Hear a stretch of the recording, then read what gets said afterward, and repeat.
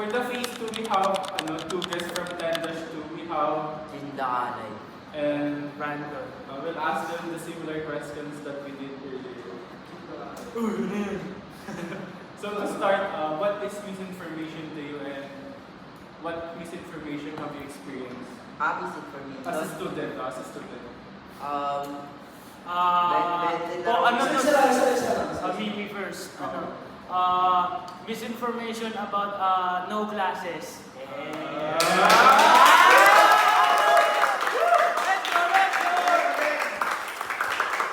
Thank you, Lord. You're my one and only.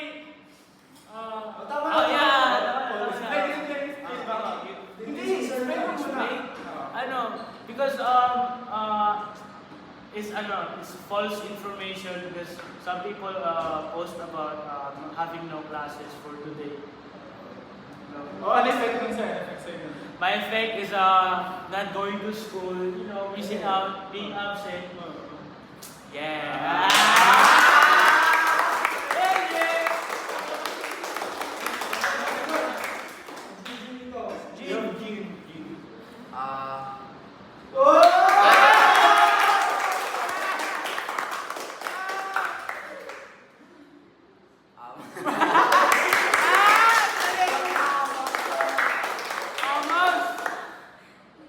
I'll repeat the question. What is misinformation and how has it affected you as a student?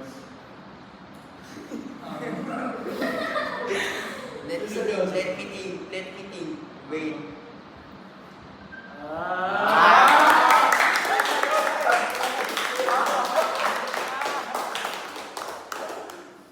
Bahala ka sa amin.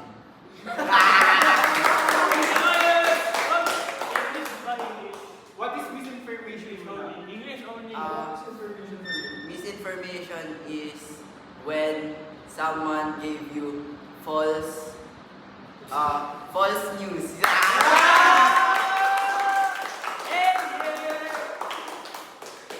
For the second question, how has it affected you as a student? Hindi. Okay na, sige na. Can you repeat the question? How has it affected you as a student? Misinformation. Very bad. How? Because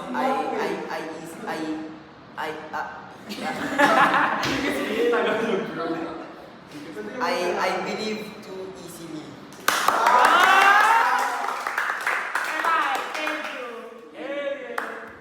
TYL. Okay, for the second and last question, has dealing with misinformation ever made it harder to focus on your schoolwork? What? Can you make it slower? Second question, has dealing with misinformation ever made it harder to focus on your schoolwork or studies? No. I will start with Brandon. Yes, in a way that as I've said earlier when there's false fake news about having no class tomorrow, it leads me to being absent. Yeah. And thank you. For Gene, how has it affected your focus when it comes to your studies? For me, it depends on what information they gave.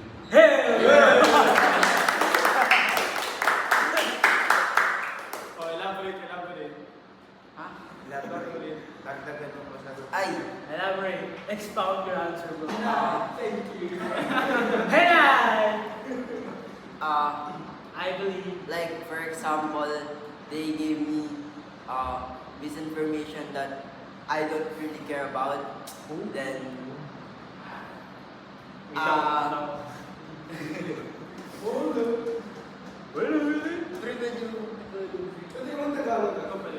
pwede ba?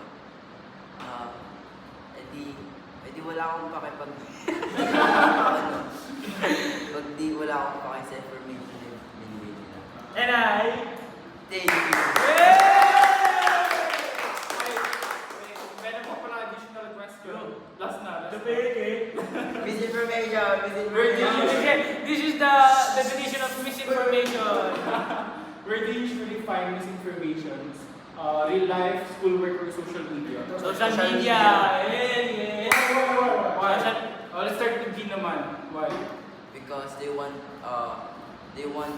fame for that kind of post, and they make it really fake.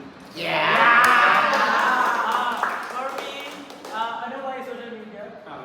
Kasi tawag dito, madali kasing ipeke sa social media with technology nowadays. Parang pwede ka na lang pumopli ng kopyahin mo na yung account ng siguro DepEd, kopyahin mo na yung account ng DepEd, madali na lang yun. Kaya social media. At tsaka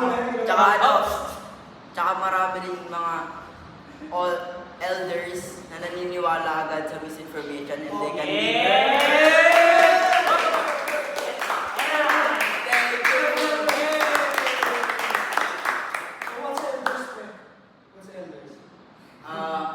all people.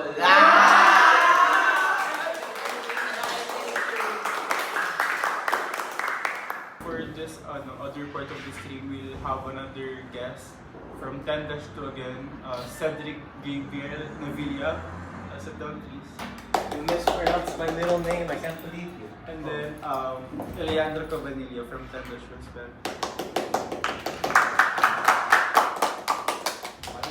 I'm completely blocking out no one. So we'll do the same thing that we did yesterday from the two guests of 10-2.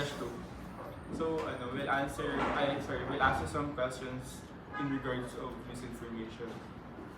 To start with Cedric, have you encountered misinformation before? A very slight handful. Can you give a sample? Free Robux. How about you? Yes. Can you give an example? Probably with popular news going around. Okay, so for the second question, what are some effects of misinformation that you have experienced? I lost my account.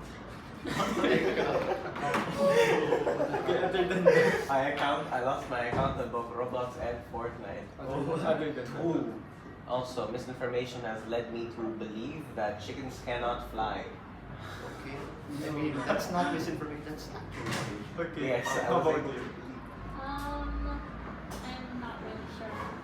Okay. Let's move on with other questions. Has misinformation impact your mental health at school? No, not really. I'm very tall. Economical. Not really.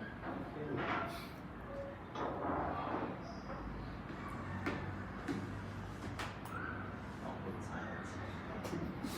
Next question. For the fourth one, I think this is the fourth one. Does your environment?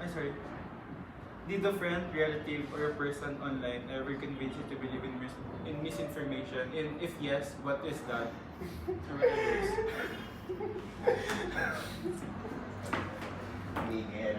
Okay. Miguel. So, a friend of yours? Yes, a friend. We're blaming this all on Miguel. Okay, what's happening? What happened? We're blaming this all on Miguel because he's gaslit me so many times. He has gaslit me around 5 times already, and that's why I left the Discord.